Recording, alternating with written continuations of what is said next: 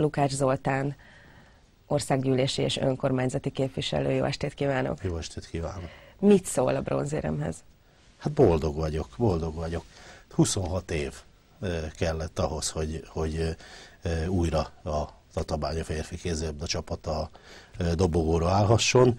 26 éve volt ugye bajnok a Bányászon idén, és most ez a bronzérem, hát ez is legalább 8-10 év munkája azoknak, akik ebbe szerepet vállaltak, úgyhogy óriási dolog, azt gondolom, hogy boldog vagyok. Ott volt Dunaújvárosban? Ott voltam Dunaújvárosban, nagyon sokan voltunk ott Tatabányáról, nagyon jól esett, hogy láttam rengeteg ismerős arcot, egyre többen kísérik egyébként a csapatot vidéki helyszínekre is, de ott voltunk, és ott volt, láttam, polgármester úr is ott volt a lelátón, és nagyon sok tatabányai, óriási ünneplés volt, nagyon-nagyon nagy élmény volt. De ő mindig ott van a Carbonex meccseken, ha jól tudom. Hát én is, meg nagyon sokan, hát egyre többen. Hát ha jó a csapat, akkor ugye van közönség, ha kevésbé jó a csapat, akkor kevésbé lenne közönség, de hála Istennek nehezen indult ez a szezon, de a végére aztán csodálatos lett.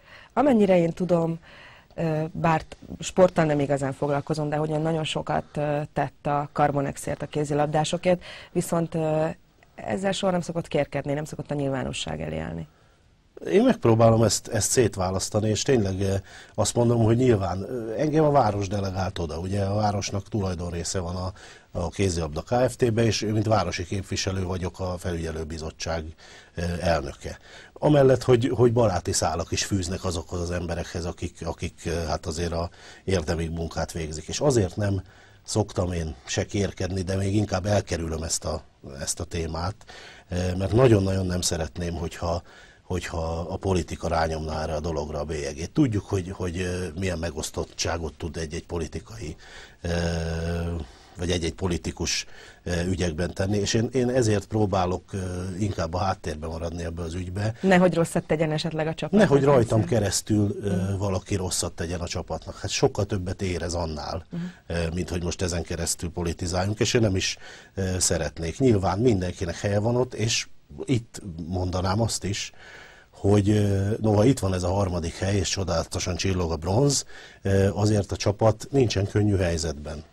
Gazdasági válság ezt a csapatot is elérte, nagyon tisztességgel odaállt mellé a város, odaálltak mellé a támogatók, de ha ezt a szintet meg akarjuk tartani, vagy még ennél is magasabb szintet akarunk, akkor bizony el kell gondolkodni a finanszírozás kérdésein, és pont ez is az egyik ok, ami miatt én nem akarok ennek a dolognak az elején állni, mert nem is én vagyok az elején.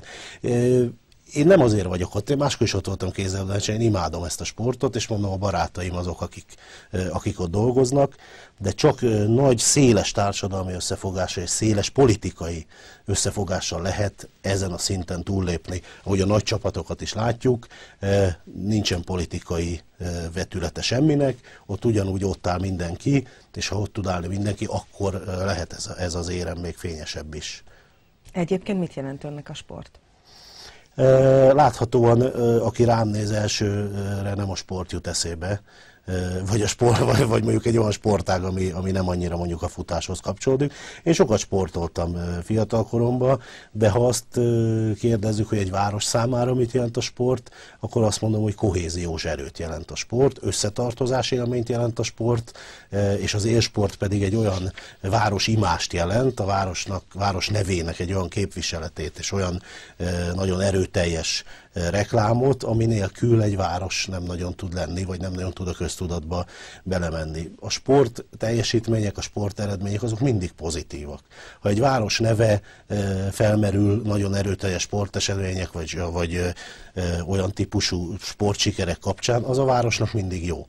Hát most a kézilabdáról beszéltünk, azt kiabálják az emberek, hogy Tatabánya, nem azt kiabálják, hogy Carbonex, vagy bármely más támogató nevét.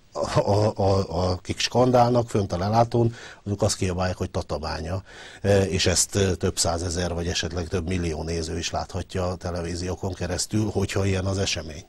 Ezért azt mondom, hogy mindent meg kell érte tenni, és ez a város, annak ellenére, hogy nehézségekkel küzdött az elmúlt időszakban is, nagyon-nagyon sokat tett ebben a 4 évben a sportért.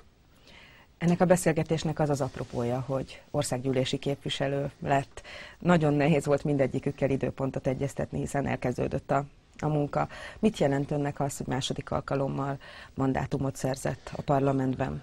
Hát ugye voltam kormánypárti képviselő, most megtapasztaltam, hogy milyen ellenzéki képviselőnek lenni. Azt látom, hogy a munka szempontjából most az első néhány hét azt mutatja, hogy a munka nem lett kevesebb, sőt, talán több lesz, hiszen azért jelentősen kevesebben vagyunk most a mi frakciónkban, mint voltunk az előző 4 évben. Ugyanakkor természetesen a munka típusa is más lett, meg a felelősségi szint is más lett. Természetesen a nagyobb felelősség az mindig a kormánypárti politikusokon van, a lehetőségük is több nyilván a döntésekben.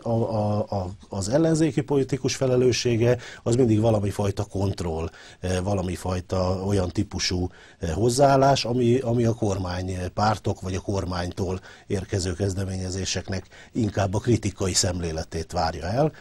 Természetesen nem csupán a kritikai szemléletét, mert én is mindig bíráltam azokat, és ma is ezt teszem, akik csak kritikát tudnak megfogalmazni, és egyébként mondjuk alternatív elképzeléseik nincsenek az ügyekről. Nekünk most ez a dolgunk, hogy kritikusan szemléljük ezt a dolgot, ha kell, akkor bíráljuk, vagy tegyünk ebben bírálatokat, de az is a dolgunk, hogy azért alternatív gondolataink is legyenek az ügyekhez. Mennyire más volt az a hangulat, ahogy most először bement a parlamentbe? Hangulatában nem éreztem különösen mást, ugyanis egy-egy ilyen alakuló ülésnek azért van egy nagyon jelentős ünnepélyes érzete. Legyen az ember kormánypárton, vagy legyen ellenzékben. Természetesen, amikor kormányt tudtunk alakítani, amikor megnyertük a választásokat, hát az egy vidámabb dolog. Ezt azért jelzem, hogy az első 1-2 hétig olyan nagyon vidám, aztán utána ez a vidámság kezd elmúlni, amikor az érdemi munka elkezdődik. De nagyon-nagyon jól éreztem most is magam. Én azt gondolom, hogy nagyon szép alakulóülés volt, nagyon ünnepélyes, tehát a hangulatával nem volt probléma. Az első pillanattól kezdve azt mondta, hogy az önkormányzati ügyekkel szeretne a parlamentben foglalkozni, végül is így lett. Ez mit jelent egy kicsit konkrétabban? Az Önkormányzati és Területfejlesztési Bizottságban szerettem volna dolgozni, ezt akceptálta a frakció, és oda delegáltak. Hát a bizottságban a szavazatszámok azok ugyanúgy oszlanak meg, mint a plenáris ülésen. Tehát a bizottságban, ahol szakmai munka folyik, de hát azért ott is jelentős számban vannak szavazások, akár módosító indítványokról, akár egyéni indítványokról, akár csak arról. Ugye van egy ilyen szabály, hogy amelyik indítvány a bizottságban az 1/3 nem éri el, az már nem is kerül a ház elé. Nekünk nincs a bizottságban önállóan 1/3, ezért aztán, ha nekünk vannak javaslataink, akkor azt vagy valamilyen módon, tehát azt erőteljesebben kell képviselni, vagy valamilyen módon konszenzusra kell jutni ott a bizottságban kormánypárti oldallal is, mert tulajdonképpen a létszámuk az azt jelenti, hogy bármely javaslatunkat már a bizottságban meg tudják állítani, és így aztán arról a parlament nem is szavazhat, vagy nem is kerülhet a ház elé.